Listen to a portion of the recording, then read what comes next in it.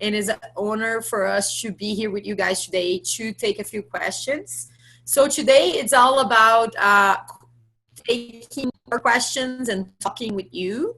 And that's why we brought a special guest that has his own experience to share from founder to founder, which is a really dear friend of mine. I consider him way more than just one of our alumni because we got really close to the program. Last year, the Star Local Global program was physically, so we had a feature called Founder House, which was a physical house where all our founders that were from outside of the city and our mentors that came to mentor physically were able to live for a few days and interact. And we had the honor to have João as one of our residents at Founder House, also one of our top graduates from Star Local Global 2019, founder of Cogni app. I don't know about you guys, but I think a lot of people are struggling with mental health through this pandemic. So João has built an app that fits just through this moment where a lot of people need a lot of help. And they're leading this here in Brazil to help more people have access and improve their mental health. So João, thank you very much for being here with us today. It's a pleasure to see you again. Thank you, Paloma, for the introduction. Good night, guys. Afternoon for some. Okay, so I'm João Otero. I'm the co-founder of Cogni app, which is a mental health app, as Paloma said. We specifically have a tool for cognitive psychology. So in cognitive psychology, it is believed that the way you feel is derived from the way you think about the situations that happen in your life. So by analyzing history of your situations and the way you reacted to these situations emotionally and cognitively, you're able to identify patterns of thoughts, and some of these patterns might be dysfunctional. So in cognitive therapy, they use these registers of emotions and thoughts to try to identify these patterns. And we built an app for doing this. So when I entered Founder Institute, I was already a co-founder in other startups in the past. I had already founder experience. And I already had this app working for like 4 or 5 years. We had more than 100,000 users and about 12% active users. We had a few customers. And so you might be asking, why did I enter the program, right? So first thing that caught my attention was, before that, the app was running for 5 years, but it was a side project. I was not investing time in the project. It was growing organically by itself based on an experiment that we did like 5 years ago. So then I heard about Founder Institute in a time when my laptop was broken and I could not work for 1 month. I was trying to fix the laptop and I could not work, and I heard about Founder Institute in Instagram.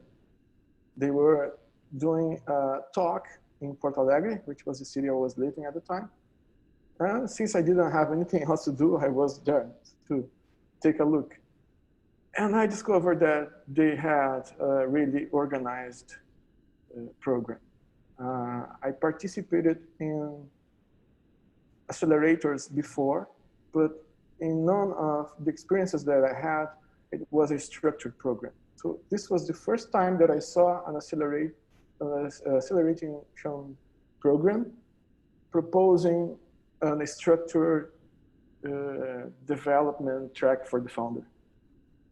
And this called my attention, and also the fact that they were talking about internationalizing your startup since day one. At least not making it international, but paying attention to issues that were supposed to bring your startup to the international level. And then I realized that I had already 100,000 users using my app, and maybe it was time to try, at least to see what I was missing in previous acceleration programs that were not that structured as Founder Institute was proposing to be. And this was what called my attention, and I entered the program. I don't know, Paloma, if you want to add something. Yeah, so I have multiple questions, and we're just gonna start firing it up. That's perfect, João. Thank you again for sharing. And I think it's really important for founders that are about to enroll. We are in our final few weeks of enrollment. I see some of you guys already recognized in the chat. It's really interesting when you hear a founder saying that they have a side project with a bunch of users, and the reasoning behind the decision you made could help a lot of founders over here. And one of my first questions is, how did you make that decision of switching from part-time to full-time? What was the trigger of you saying like, okay, that makes sense, now is the time? Because I feel like a lot of our founders are like, I have this idea. In your case, it wasn't even an idea anymore, but like, I have this idea, or I'm doing this side hustle. Should I drop everything and focus 100%? Should I not? And what helped you make that decision? So I guess that I always had this decision, but I did not have the courage. And I'm not the only founder of this startup. I had a co-founder, like in 2014 when we launched the app. But what happened is that my co-founder went another way.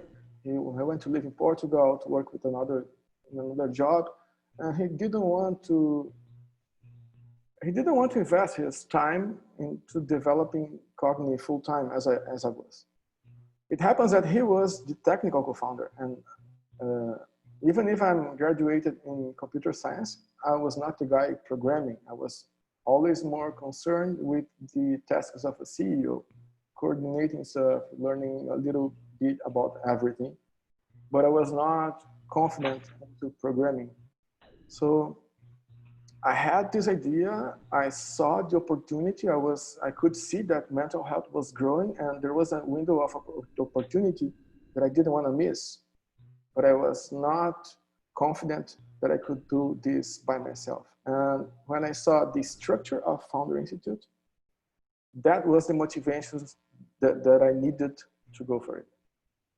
I felt that there was a structure and a program and people that could help me, and to filling up this gap that was filling.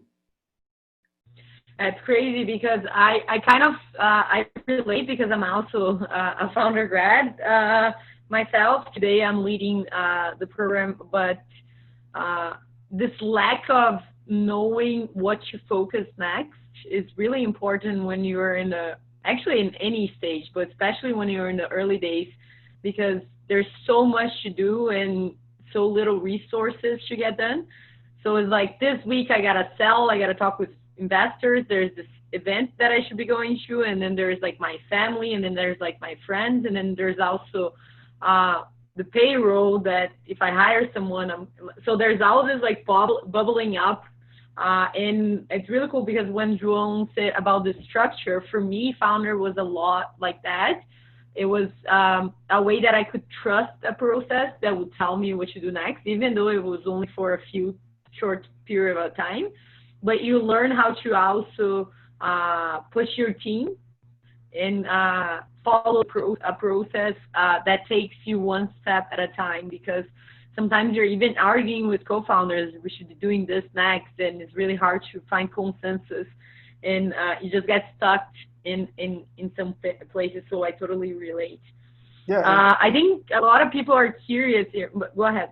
Compliment. And even if I had previous experience in founding companies and startups, I knew that there were gaps in my knowledge.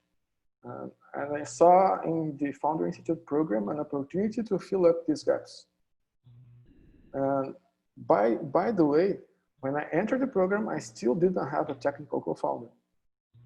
And during the program, I found one. And maybe you can tell this story, Paloma. I'll give the honor to you.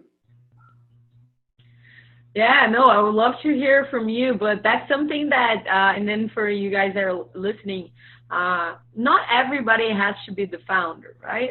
We're usually engaged in this hype of, oh my God, I want to be the founder, the CEO, and sometimes you don't realize what it takes of sacrifice and of work to be the first one that takes the hit. So if there's something that I think Founder Institute does is to also create some thick skin in some founders and to take off this hype of entrepreneurship and to just give you a reality check of what it is to run a company that has hundreds of employees, that has hundreds of clients, and that you have investors. So the program for me was really good at simulating the pressure as well of building a company and having special assignments come up on Friday night, and it's pretty much what a customer would do with you. Doesn't matter if it's Friday night or if you're about to go on vacation, right? So this simulation sometimes is really good for you to have a 4-month period of experiencing that lifestyle, and not everybody has that even interest of doing that. It's not like good or bad, but not necessarily you have that interest of committing that many hours for that much risk. So it's something that we see in the program is sometimes you really want to just work in a startup. You still want to be part of building a startup, but not necessarily you need to be the number 1 or the number 2. You can still be number 3, number 5. Like people on Facebook still at like hundreds. We're still doing incredible, crazy innovation and great things. So it's common to see someone that joins the program and it ends up being a co-founder of someone else that graduates, because they find themselves still that drive of wanting to build a company, but sometimes they don't have the ability to create that team or to even build that idea by themselves. And they have complementary abilities and come together during the program, because the program, and João can share that later, the whole idea of the equity pool, which is the 4% equity split that you do with Founder Institute, is an option of shares that you're going to sign through the program. 1% is going to be divided between all founders. So it creates that kind of like a family, union, community sharing, support, peer system that helps founders. And when these bonds become really strong, we get beautiful stories like João and Carol, right, that just come together and build something great. So as João just mentioned, he was lacking a partner that was the tech partner, even though he is technical. And that's really important, guys. Sometimes just because you know a little bit about programming, it doesn't mean you need to be the technical co-founder, right? You can start like João did, like build the first version of the program, but you probably want better people. And that's something I admire in you, João, is you're always looking for better people to fill it in, and not just because I know some programming, I'm going to be the dev, right? Like, who can do that better than I do? And it was really cool to see a technical female founder, which is like so hard to find, right? Like, girls in tech are like precious. So whenever you find one, you do what João did. You just like make sure you get that brilliant new perspective and diversity in your team. So she dropped out, which in the program we use that word to say like when a person either is not able to continue because she's not delivering, she's not able to keep it up with the pace of the program, or she drops out herself, which is it not my timing to build this company, or I figure out I don't even want to become an entrepreneur, It's a lot about self-knowledge, or sometimes even a little bit of, in my opinion, self-sabotage, which is I don't think I can do it. It's just natural selection. Some people would just not handle the pressure. So this beautiful partnership started even after graduation, because during the program they were still both running the program and like figuring out.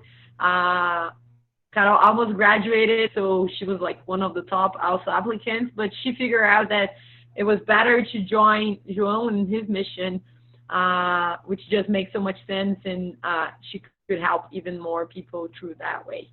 So I don't know if you want to share like some of the insights, but yeah, I Yes, think it's beautiful when that happens, right? Because it's a lot of like being aware of yourself and of others, and coming together, and finding a co-founder is so hard. How did you find yours?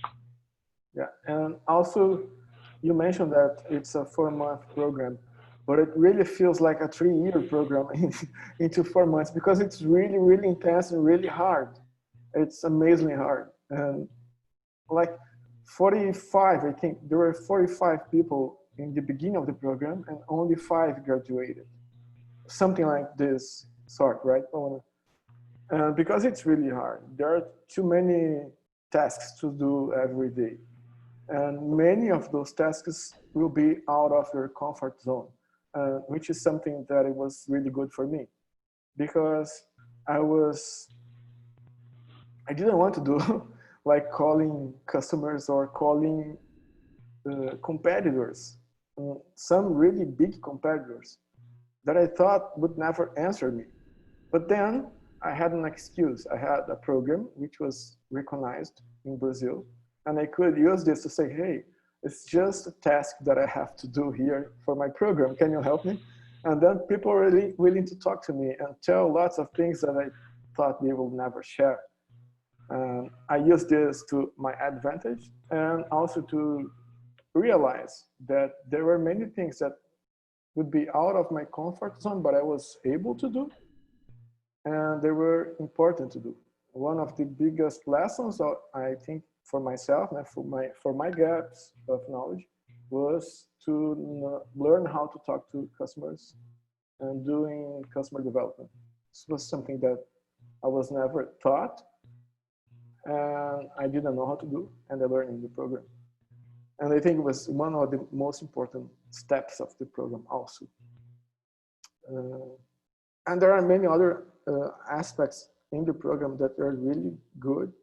When Paloma was talking, I was taking notes here, so I'm going through my notes. This idea of the pool is really nice, because people are not getting paid. So they will only get value, money or equity, if your idea makes sense and generates value to other people. So they are really invested into helping you. All the advisors, the directors, the mentors, they are really trying to help you, because this is the only way that they'll get something in return if your idea succeeds. And also, this is important, but also your classmates will be helping you, because if your idea goes well, they'll get a share too. So there is no competition. And before, I participated in other accelerator programs where there were inside competitions between founders. There were sabotages between founders, and this is not happening in Founder Institute. You really find people that will help you to develop your idea, and they still do today, before the end of the program, after the end of the program. Sorry. And there are many other aspects. For example, the FAST agreement, which is a template that you have. It's public. You don't have to go to the program to use this, but in the program was that I learned about. There is a set of guidelines that you can use to negotiate equity with your advisors and part-time employees, for example. And I used this model many times already. And I have a complementary team of people working part-time, really good ones, by using this FAST agreement right now.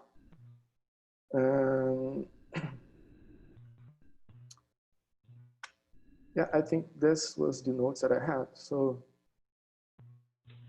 something, João, that I'm really interested in is we do have a Founder Institute in Porto Alegre. You were from Porto Alegre. yeah.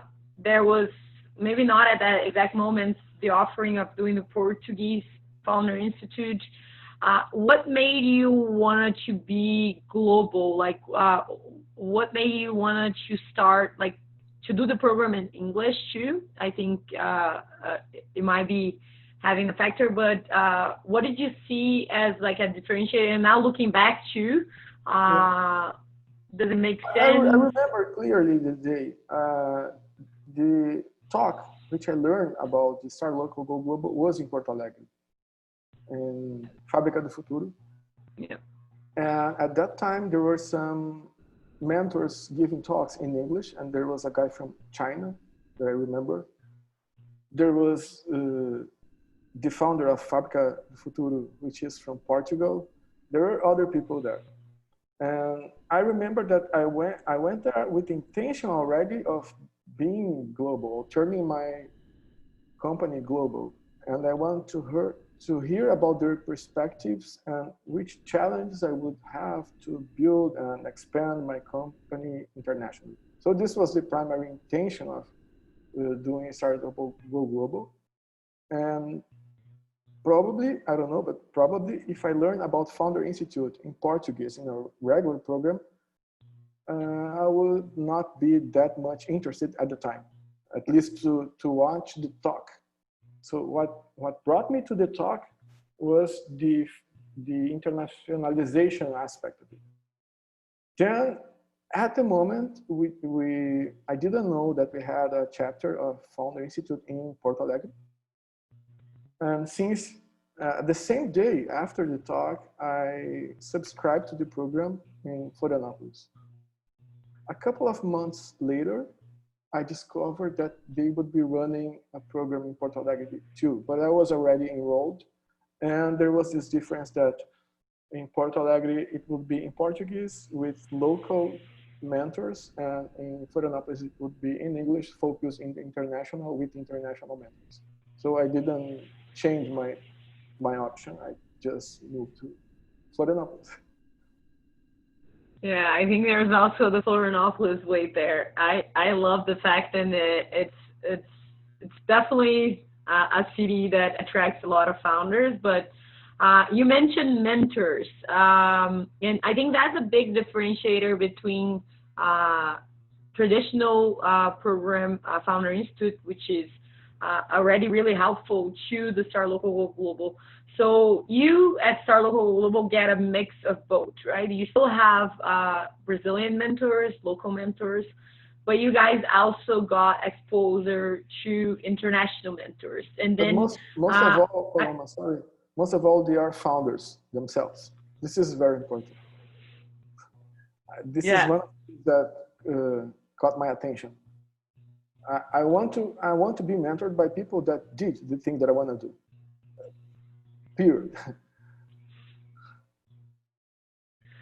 Totally agree. But yeah, how was this experience of having international mentors coming into the table? And when we say like international mentors, we usually go to like US, but we also had mentors from UK, from Mexico, from Canada. And I know you particularly got really involved with one of our mentors guests from US. So I wanted you to share a little bit if you had that exposure before, and I know that you had some international experience before, but how was the experience of having international mentoring? And also, how was the experience of having Brazilian entrepreneurs that went global as mentors? Yeah, this is really cool. Of course, mentors and the quality of the mentoring that you received is basically almost everything in life. Some of them will be good, some of them will not be that good. And of course, this happens also during the program. But the thing is that we got exposure to those mentors, and we were able to hear their point of view and the point of view of their culture. And sometimes this is not what we were expecting based on the point of view of Brazilians. And it's interesting to help you solidify your idea or your business model. It was in my case, at least. And I got really close to one international mentor by chance, because there was this founder house that Paloma mentioned, and we were having a barbecue there. And during these barbecues and the happy hours is when all the action really happens. Not during the program itself, but in the networking experiences. So at that time, we had an international mentor coming to Florianopolis because there was a big event here. It was not from Founder, but by chance he was here. Paloma invited him, and he went to the barbecue to give a talk to us, like about 40 minutes. And he brought a friend. Nobody knew the guy which was his friend. But after the barbecue, we discovered that that friend was actually his boss from another startup from Australia. And this was a big startup already. And the guy was really interested in some of our startups and was genuinely helping us with advices. And he continued to advise me after he went back to Australia for a couple of months. We're still in contact. And this was really interesting. I was not expecting that. And this is the kind of support that you might be able to find in Founder Institute. And also, I know that if I need help from specific areas, and if I need to find a mentor or an advisor in any business areas, I have a network that I can search for through my directors. I didn't need it yet, but I know that I have this resource. Awesome. It's really cool to also share here that Founder Institute is a 14-week program until you finish that 14-week and you're able to graduate, and then it's a lifetime of support. So for graduates that are able to graduate like João did, after graduation, there is a few initiatives that keep supporting founders, such as, and João, it's waiting for the next batch that I know, but I was able to be part of a funding lab, which is then a kind of a V2, a little bit harder even than the first 14 weeks, if that's even possible. Focus in fundraising, and then it's going to take you, when you're ready, to do your first seed round. If you're doing a Series A, there is also another program for later stage funding. There is product market fit if you are wanting to dig deeper into that area yet. So this is like structured programs for graduates that you're able to access after the program. But then after the program, there's this whole network effect of support that you keep engaged in the community if you want, obviously, and you can still benefit. And then I know João has been involved with a few other grads and other projects at Cogni. I wanted you to share a little bit about the benefits of being a grad. I can give you a recent benefit that I got, not directly, but indirectly from the program. Marina Barras is the coordinator of the space apps in Brazil. And she's also the wife of Bruno, which is one of the founders of Jupiter, which was one of the institutions that were sponsoring the startup Local Go Global. So he got to know about Cogni during the program because she was a mentor in the program. And I think she is interested in the idea of mental health, ultimately. And she was considering how she could use mental health during this hackathon in Brazil, like 2 weeks ago. And we got the opportunity of giving a trial, like a sponsorship, for 200 people that participated in the hackathon. So we got from this contact, this point of contact, the opportunity of showing our product to 200 more people for free. It was a marketing opportunity. It was not a directed thing from the program, but it was built indirectly from the contacts that we made during the program. Yeah, this is really cool because Founder Institute is a co-organizer and now the Space Apps Challenge in Brazil.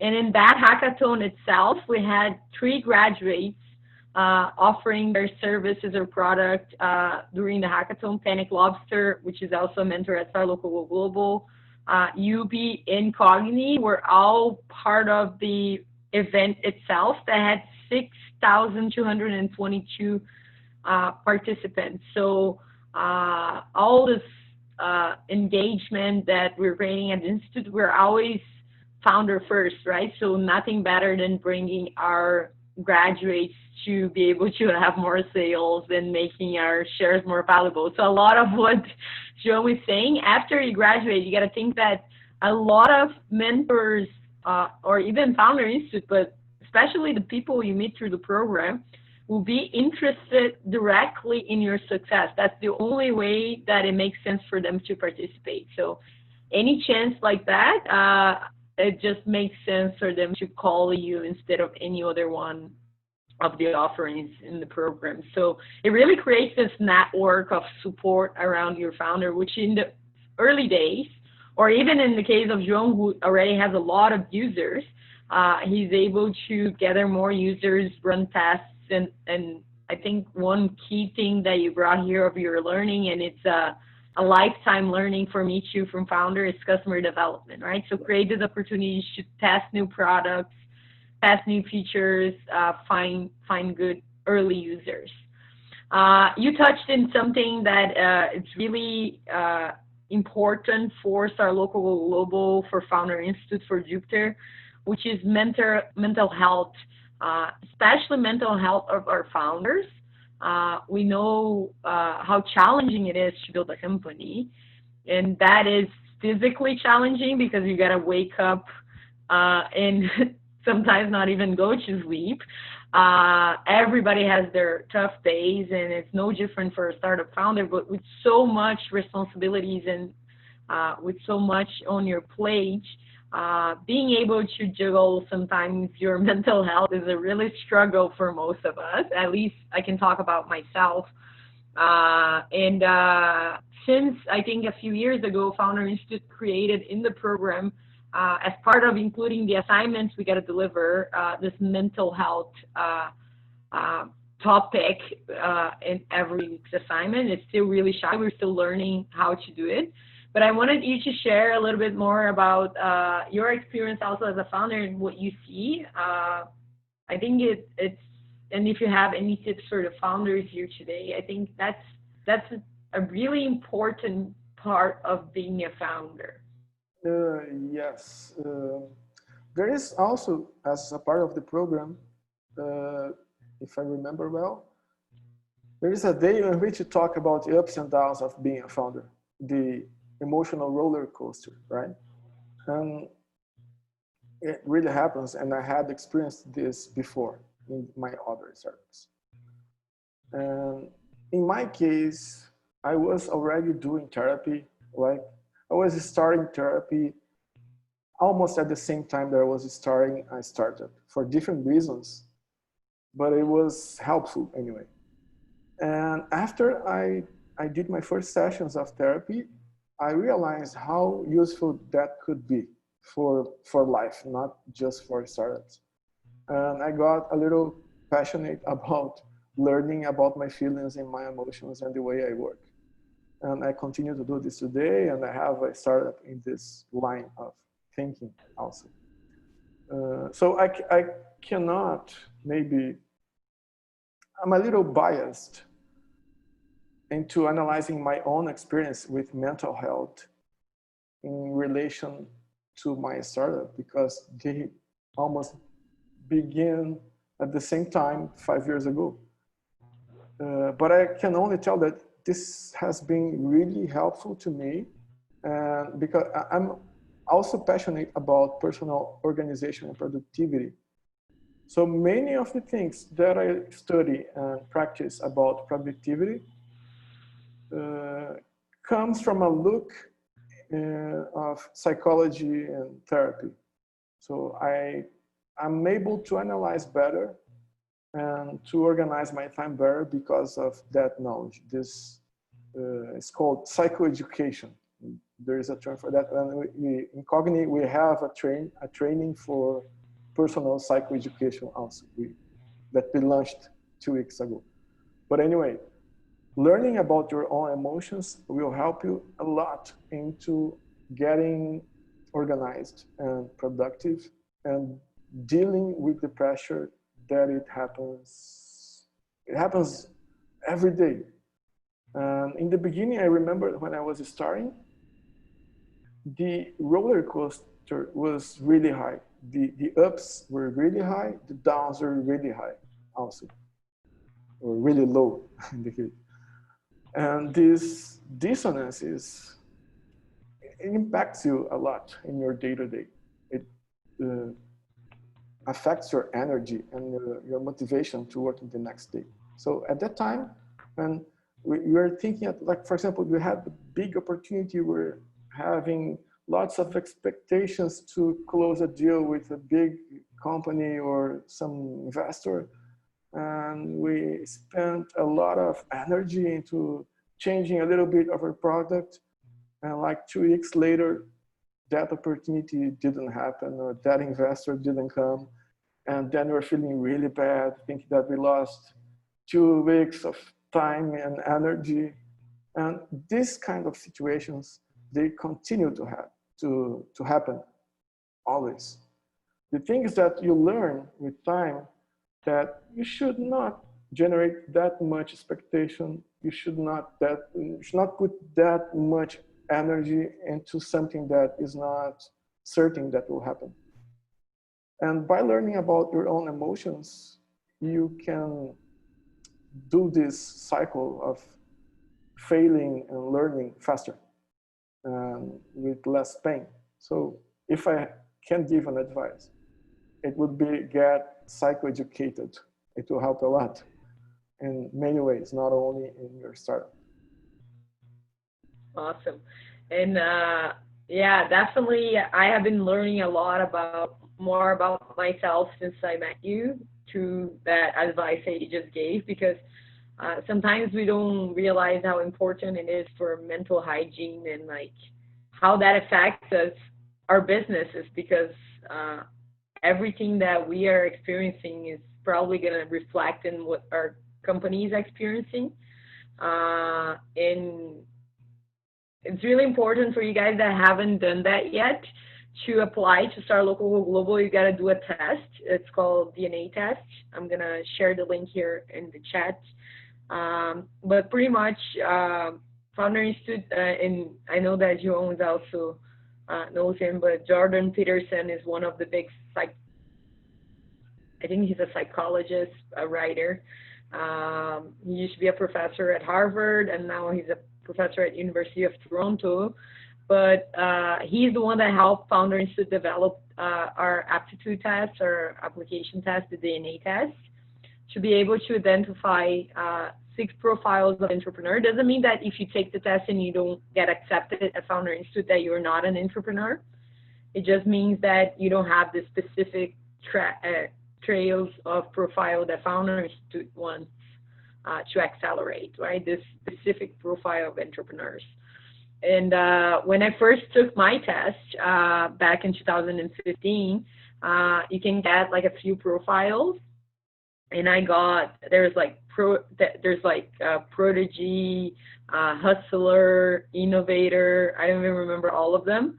And I remember I remember at the time I got my profile and it was like machine. And I'm like, machine? What the hell is machine? And I started reading about it and it's like, oh my God, you love deadlines, you need like deliverables, you just like need this stuff. And at the time I was still like just fresh out of university.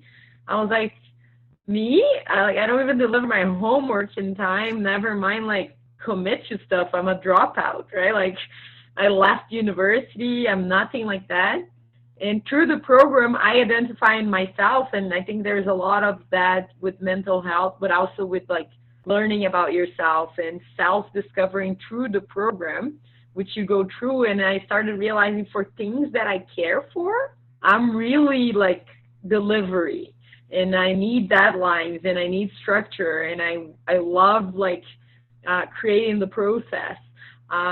So I feel like sometimes as a founder as well, most of our company's journey is their personal journey, right? So I wanted to hear your thoughts on that. I know it's a little bit off topic, but I love these conversations with João. You said that your personal journey mixed with your entrepreneur journey, right? And I agree, of course. You are a single person. There is no separation there. I think, at least not in my case. I don't know how much else to talk about this. It was really unexpected, but maybe if you give me an specific question. No, I think it's the same thing. Like when you're going through the program, you're learning about yourself and your potential as well, and like what. Yeah. Like it's a lot. The program is not only building you as a business owner, but it's also developing you emotionally to be able to handle the pressure. And yeah, this is a really. We looked at a like a acceleration program. We were like, what am I going to learn in the week 1? What am I going to learn in the week 2? I know you're like me, like structure, like where is the lesson?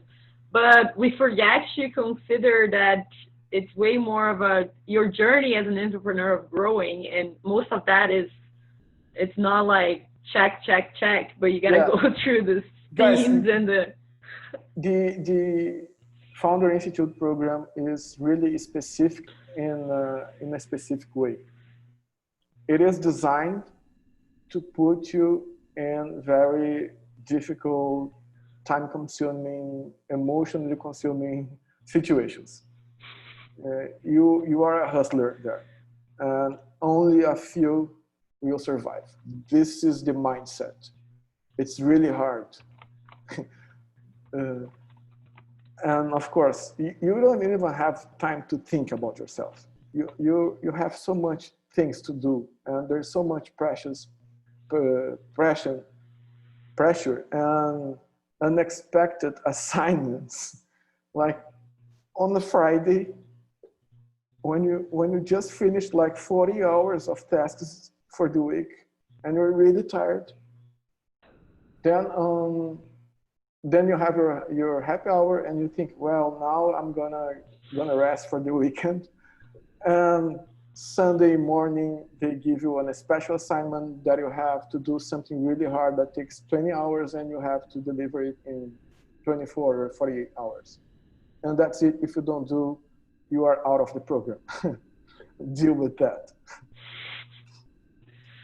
Yeah, right. Like I feel like it's way more of a mental transformation, like than like learning a task or learning how to do my business canvas or learning how to do mentoring or how to create my pitches. Like, can you deal with yourself when you're in that situation? Like, can you still get up and keep going? Like this. Lots of emotional tests like this built into the program. It is to be like that, and those kind of situations will happen in real life. It happens, not will happen. They really happen, and you gotta have what it takes to be a founder.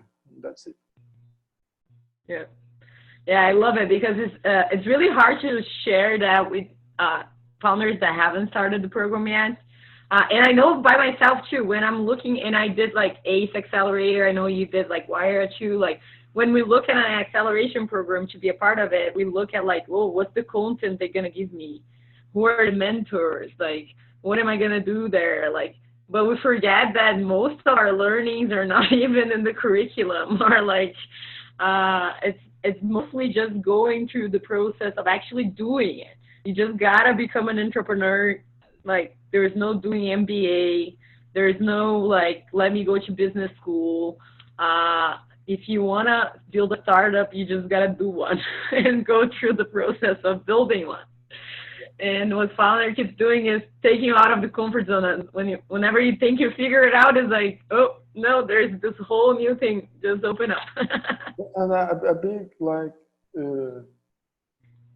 a big concept that is used as a structure during the whole program is the pitch, right? It's not the main idea, but it's the main structure that is used to teach you about other stuff. So, for example, in the first day, I don't know if I can tell them. Yeah. I can, yeah. So in the first day, they'll just call your name and say, okay, now present your idea in 1 minute. And they just call you at the moment. They didn't give you time to prepare that. Present your team, the names of the people that you just met 5 minutes ago, and tell us your idea in 1 minute. Like, and some people can do, some people don't. But in the next session, they will ask you again, okay, now present your idea in 1 minute. And the next session, they will ask you again. And then when you think and you are comfortable that you learn how to present your idea in 1 minute, because it's the third time, they say, well, but that's what you said last week. You had to show progress, show something different. And they expected from you that you have a progress every week, right? And then they'll give you 3 minutes to talk, and then 5 minutes to talk. And you have to bring results every week. So it's, yeah. Some people think that, oh, Founder Institute is all about pitch. Well, I think pitch is just a feature, just a structure used to teach other things. We also have some reviews, which is like moments where there's cutoffs, right? Like if you don't reach a certain score that week, you not be able to continue the program. So that brings an extra pressure, right? And yesterday I was able to participate in the review in Vitória, and you can feel the pressure in the air, and even virtually, which we haven't got to much yet, but we have been talking about it now with the program virtually. There's the benefits of being virtual, but there is like a lot of challenges as well, because teaching it's a skill, it's a new skill we all have to build now, which is how do you pitch in the virtual world, right? Like we weren't ready for that. Because it was always in person. So it's crazy. Like, I even get the chills just thinking about it, because we're founders, so we know the pressure that you're under, and the need to keep improving every day. It's mostly this idea of creating the habit of competing with yourself from yesterday. You stop competing, oh, but that other founder, there's that other startup doing this, I should be doing something more. And it's more like, oh my God, like, look at me 2 weeks ago, look at me now. You're embarrassed of your pitch in the first one. The progress happens really, really fast. You cannot, it's a totally different startup when you compare yourself to 1 month before. Yeah, the other day I was looking at like my early pitches, like when I was like still at Founder, and I'm like, oh my God, how did I ever sit down with an investor and show them that? Like, how embarrassing, but, right? Like at that time, you're like, yeah, this is the best pitch ever. And I think that's when you're like really making a progress, is when you're like, if you're not ashamed of launching your product you launch too late. Like that's what Reid Hoffman says. But at the same time, you're usually really proud, and then someone comes and like slaps you in the face, and you're like, oh my God, what was I doing? So to close now. Just remember, Paloma, that part of the program is also, it's part of the tasks, and it's part of the program to learn how to accept criticism. We train that during the program, and we train during the pitches also. You cannot answer, for example, when someone says something bad about your company. Yeah, it's tough, eh? You got to practice listening, and there's also like not every mentor, what you mentioned in the beginning, not every mentor owns the truth, right? And it's not that they know, but they're showing their view, their perception of what you're presenting. So that's what it matters. And when you learn that their feedback is not about your company, it's about how you presented your company and what they understood, then you start realizing, oh my God, maybe I am presenting not what I should be. There's also conflicting views of different mentors. And you think, okay, I just changed that because someone said that I should change. But ultimately, the decision is up to you. This is your company, your responsibility. Awesome. Thank you so much, João. I love having you here with us. It's so cool to see Cogni growing, to be able to see the partnerships closing. If you could give one final advice to founders who are still deciding if they should enroll or not the program, what would you say? If you have time to invest, do it. If you don't do it. Simple as that. But it's time consuming. It takes energy. If you can put this energy into the program, definitely do it. But don't expect that you can game the program. You can't. It's designed for not allowing you to game the system. And I think the same advice goes to building your company, right? Like if you're going to build a half-assed company, like a lot of people have a startup for the past 5 years, right? And they're a co-founder of nobody, and they're just doing the side project. It's really cool to do side projects, but like most companies will only work if you actually put in the time and you actually like have the energy, right? Thank you very much for being with us here today. I hope to see you in Florianopolis soon, whenever this pandemic lets us. But yeah, amazing having you here, guys. If you have more questions and if we didn't answer them all today, please let us know.